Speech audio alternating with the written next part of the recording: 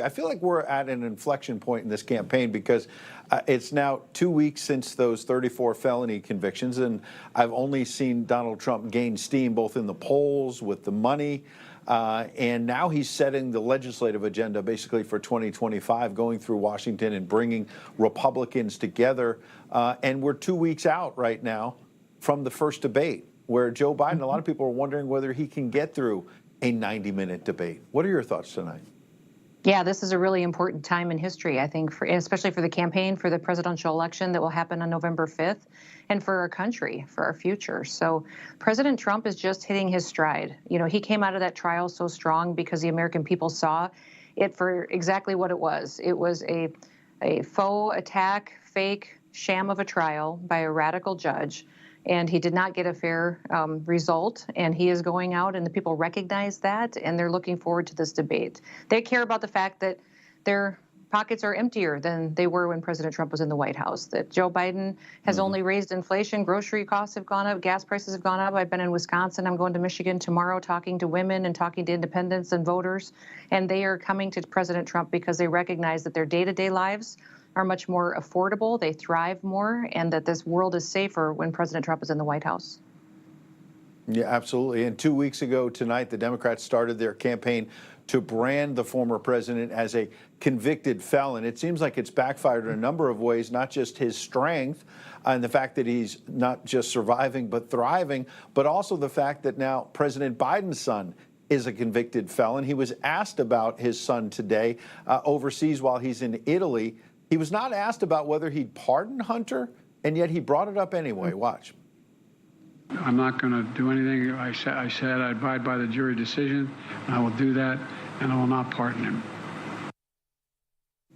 I wonder why he's bringing that up. Do you think maybe the Democrats are polling this and realizing that if he pardons his son, it's going to be a political loser? I know a lot of people are anticipating he'll wait until a day after the election. Absolutely. I think that's what they're doing. They're polling and they're recognizing that the American people aren't with them, and they're losing support among all demographics because they see that this has been a two-tier justice system. And if President Biden intervenes for his son, that only shows even more the corruption and how deep and how wide it goes. So what I think is important for everybody to remember is what Hunter actually got convicted of is the least of all of his crimes.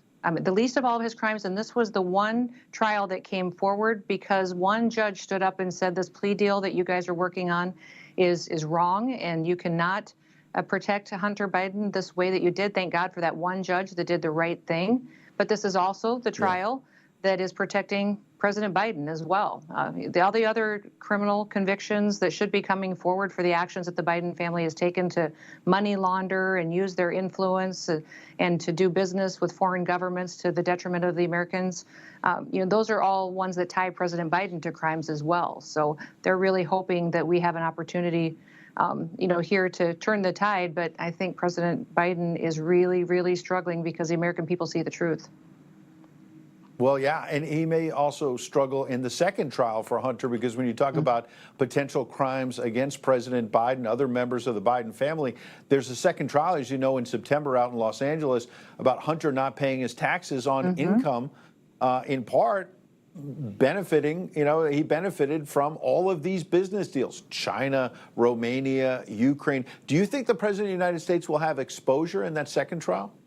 I do believe so, because once they introduced that laptop into evidence, it proved that Joe Biden was a liar and that he'll lie to get his family more money in their pockets, and he'll lie to hurt the American people. And all that laptop should be brought back and everything that's on it used as evidence in these future trials that should be brought forward and completed. And hopefully there'll be as convictions that really are based on truth and what our judicial system is, that it's blind, a judicial system that's blind, and there is law and order and everyone gets treated the same under it.